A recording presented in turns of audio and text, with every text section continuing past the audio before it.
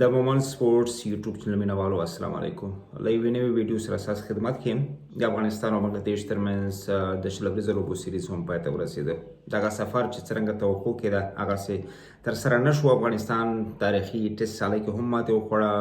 د 52 ورځو لوبو ګټلو وروسته درېیم 52 ورځو لوبو بدترینه حالت سره وبایلله او 2 ورځو لوبو کې هم ماتې وخوړه. ګټه او بایلود د لوبې برخه ده، خو آیا افغان کرکټ بورډ، سلیکشن کمیټه، کپتان او کوچینګ سټاف 2023 کال شل ورځې کرکټ نړیوال جام سالو ته د تیاری په برخه کې تر اوسه پورې کامیاب دي؟ او آیا دوی چې کوم څه پلان کړي دي، آیا دوی په پلان باندې روان دي که نه؟ د دوی څخه هر څه ګډ وډ دي او دغه لوبډله چې څرنګه باید آماده شي، څرنګه باید تیاره شي، هغه تیاری تر اوسه پورې نه دی ترسره شوی.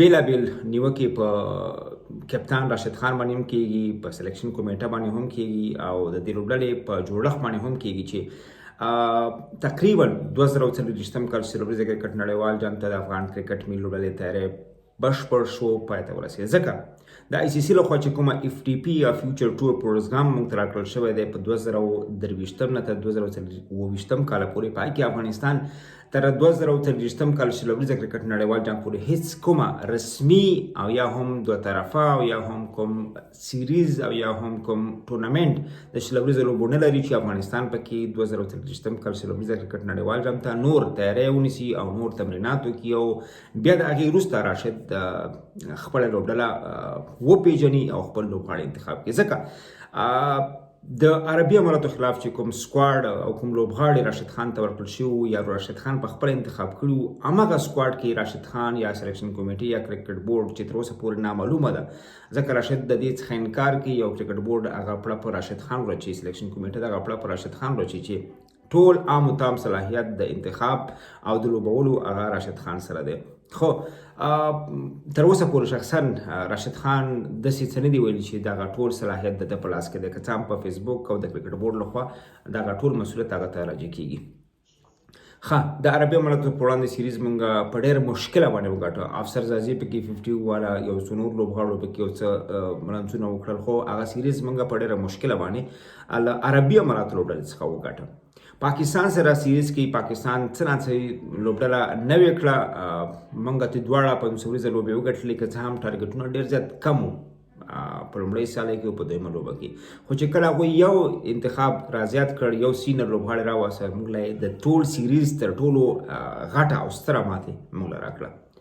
هلته بیل لوبغاړي ولوبول شو، هلته اوپنران څوک وو، فاست بالران څوک وو، میډل آرډر څوک وو، فینیشر څوک وو، آلراونډر څوک وو. د عربي اماراتو سیریز څخه هغه مختلف.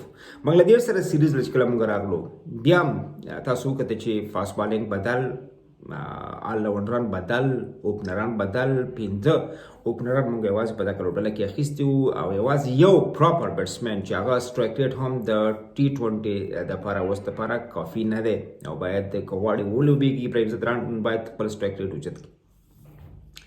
خبره دې ته شوه چې کله پوره صلاحیت کرکټ بورډ راشد خان ته ورکړی دی، آیا راشد خان نړیوال جام ته په تیاری کې کامیاب دی؟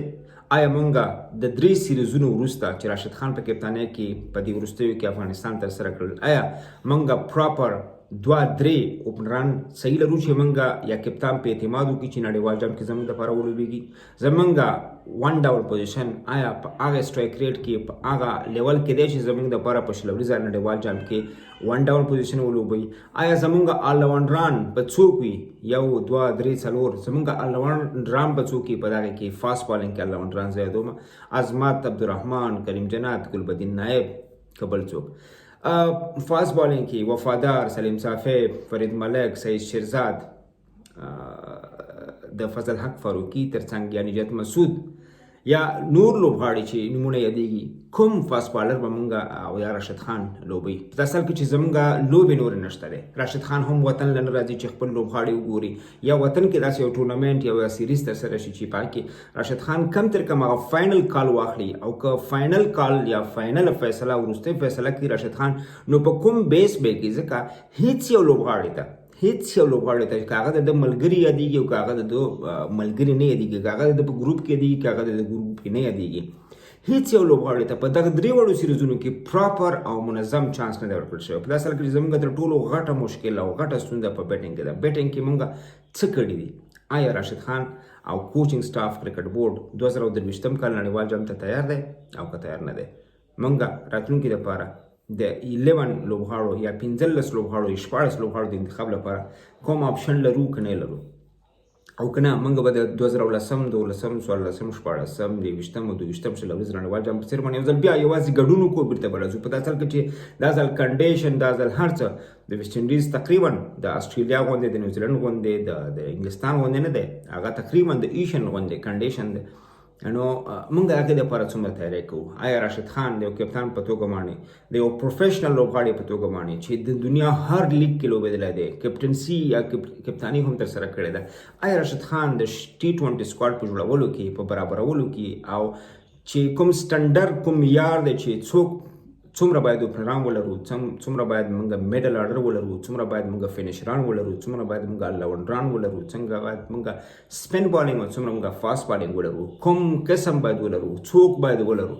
آیا راشد خان په دې برخه کې وروستي فیصلې یا پرېکړې د اخیستو ته چمتو دی؟